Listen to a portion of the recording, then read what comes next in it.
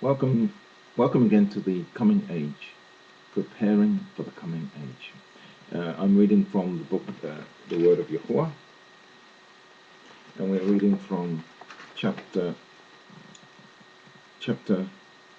11, doing what is right in your own eyes. In preparation for the world to come, we need to remove the idols in the land, just as Israel removed the idols from their land. So, page 113. The ark finally came to rest in Jerusalem, and offerings were made where it stood. However, after they entered the land, there was a period which the author of Judges describes as the time when everyone did what was right in their own eyes, because there was no king in Israel.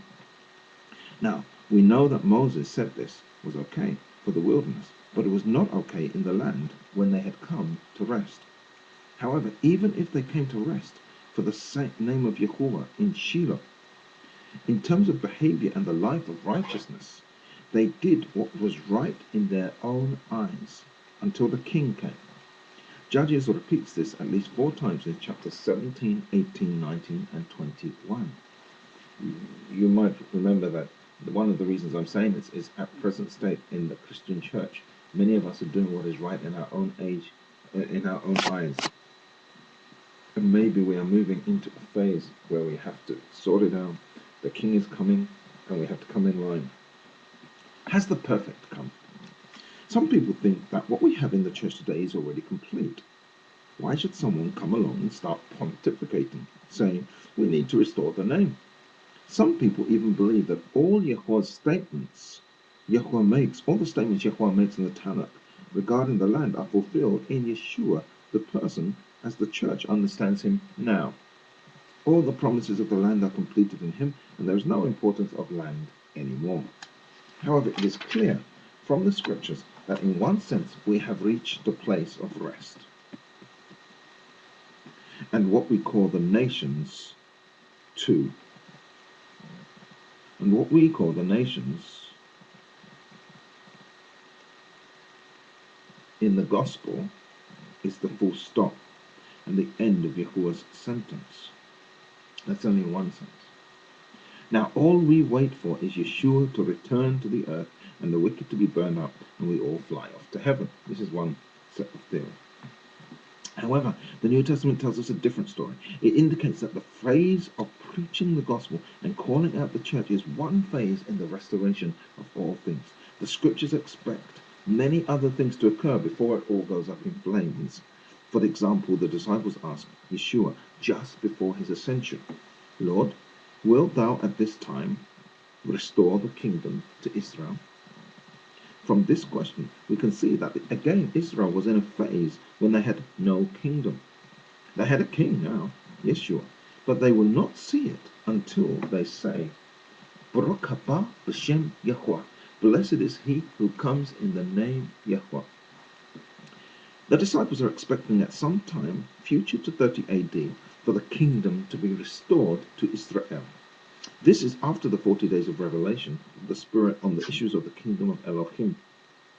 And so they knew it was going to happen. The only question was, when?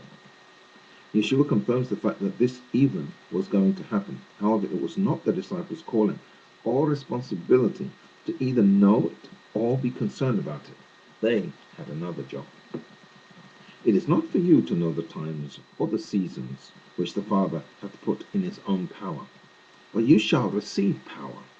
After that the Holy Ghost is come upon you, and ye shall be witnesses unto me both in Jerusalem and in all Judea and in Samaria and unto the uttermost parts of the earth. Now notice this. They are witnesses to him. This is the role of the apostolic community in the first century Jerusalem, and even maybe the church today is a continuation of that apostolic weight of witness. We are witnesses what? To the resurrection of Jesus Christ and to who he is. So there we have it. The Father will restore the kingdom to Israel after the birth of the church. And the timing was not the business of the church at that generation. So what are we saying? We're saying that at that time, which is actually the same time we're living in now, it wasn't the business of the church to be concerned about when the Father was going to restore the kingdom to Israel. But Yahuwah was going to restore the kingdom to Israel, but that wasn't our business. What does this tell us? This tells us that the program is not finished and we can expect new phases of Yahuwah's work to take place in the period between now and the burning up of everything, as described in the letters of Peter. There was once a people enslaved in a house of bondage. They were weary of life and cried out to their Elohim, whose name they had forgotten over the generations, to deliver them from their oppressor. He heard their cry and came down and looked for a man whose heart was perfect towards him. He found that man and spoke to him of the cries of his people and of his desire to rescue them. He gave the man a gift. It was a name.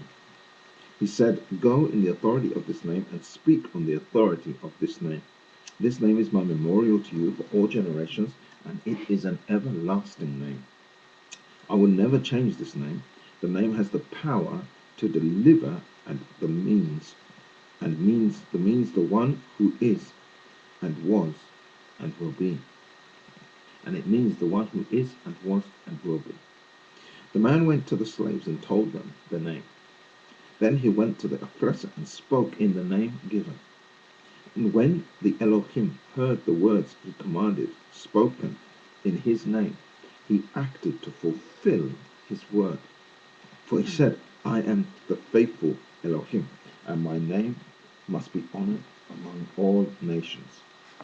For does not my name bring great blessing to whoever uses it in faith and righteousness?"